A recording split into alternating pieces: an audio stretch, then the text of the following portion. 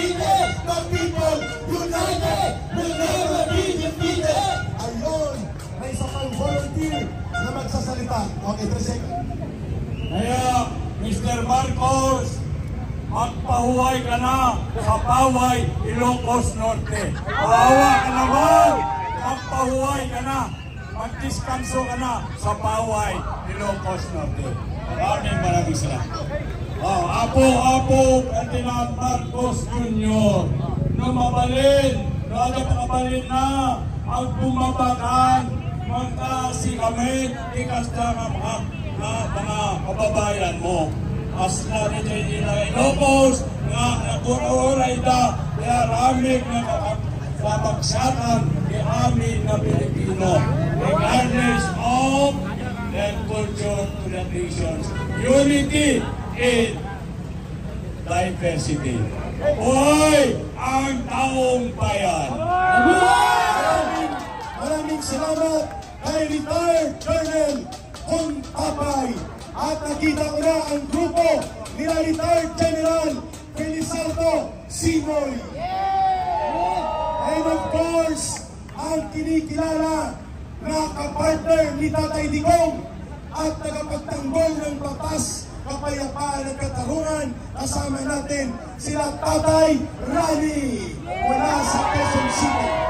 Ayun, mga kabayan, ay magbibigay ko ng mensahe bago po ang awitin ng ating mga mang-aawit at ng isang mga missionary. Ganda-ganda po. Unang-una, nais kong batiin ang mga kababayan natin, sa Eric, na nag-organisa sa pagkilos na ito para tayo magsama-sama sa kalye at isigaw. Si Tatay Rani, mabuhay ka, Tatay!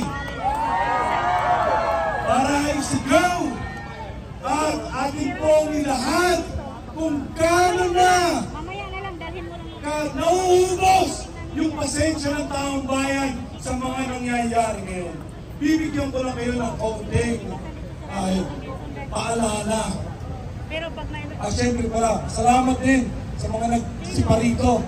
Kasi pagka nagrarally yung kabila, sinasabi ng media, napakaraming tao. Pero ang kuha, puro close-up, dadalawang lang sila. Pero pagka tayo nag-welcome, nag-rally, napakarami talagang tao. Kahit lagyan ng anong tawag doon, camera sa itaas. Anyways, gusto ko lang purihin ang mga Pilipino sa kanyang pasensya. Sapagkat mayroong panahon sa ating kasaysayan na ating pong pinalayas ang tatay at ang pamilya ng diktadura Marcos.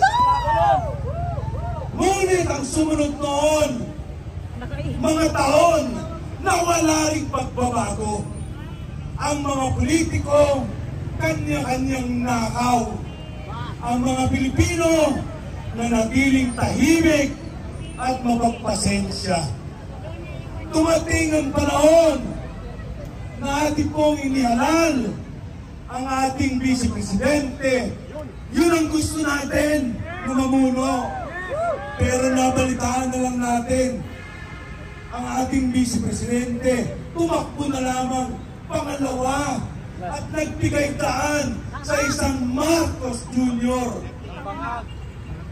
At pagkatapos noon, sinuportahan natin dahil panawagan ng Vice Presidente, magkaisa tayo. Nanalo ang Marcos Sara Unity.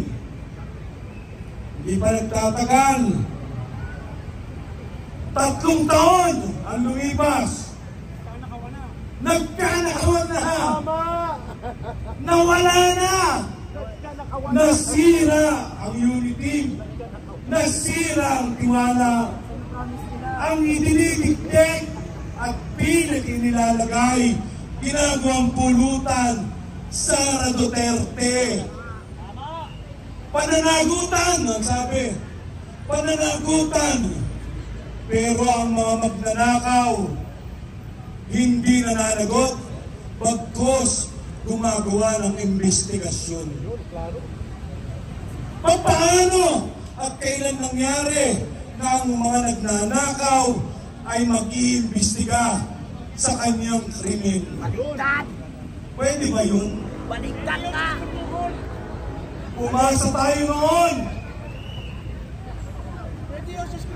Nababawi ang Marcos kung mahalal natin muli dahil wala naman tayong pagpilian.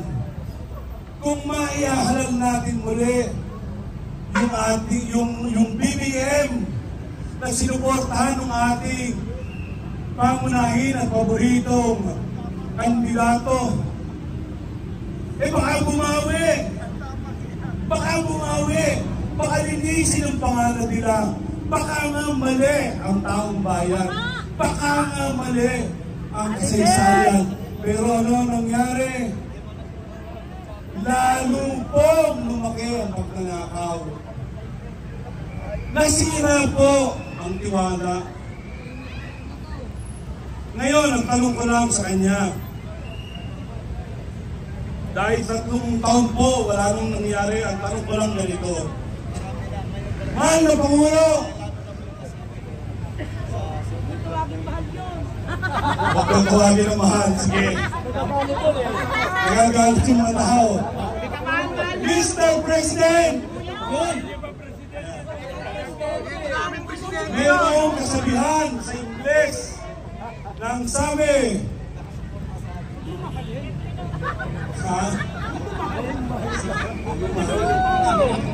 sabi, at nagaluin ko na lang, that ang problema, no? It rises and falls on leadership. Diba? Lahat yan, pwede nating imbestigahan, isisik sa kung sino, pero ang sabi, ang problema ay nasa liderato. Kung sino ang namumuno, siya ang may problema. Siya ang dapat na gumagawa ng solusyon.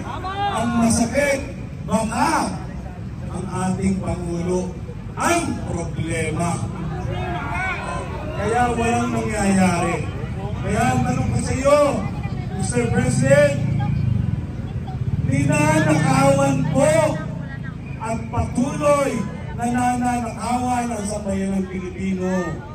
Ang tanong ko sa iyo, paano mo kami ngayon gustong mag-react? Sabi nga ng mga nagsisipag-wega, nagsisipag-rally, ginagahasa ang sambahayan. Ang tanong ko sa iyo, Mr.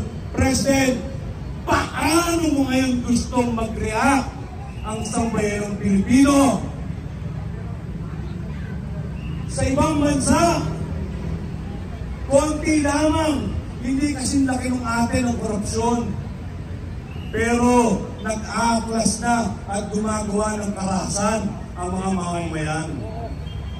Sa atin, gaya ng sinabi ko nung una, kapuri-puri po ang mga Pilipino na kayang magtiis ng matagal, kumikimkim ng galit, hindi nag-aaklas at mayroong sentido para mag-isip na dalhin na lamang natin sa lansangan yung ating mga damdamin at doon natin ipahayag.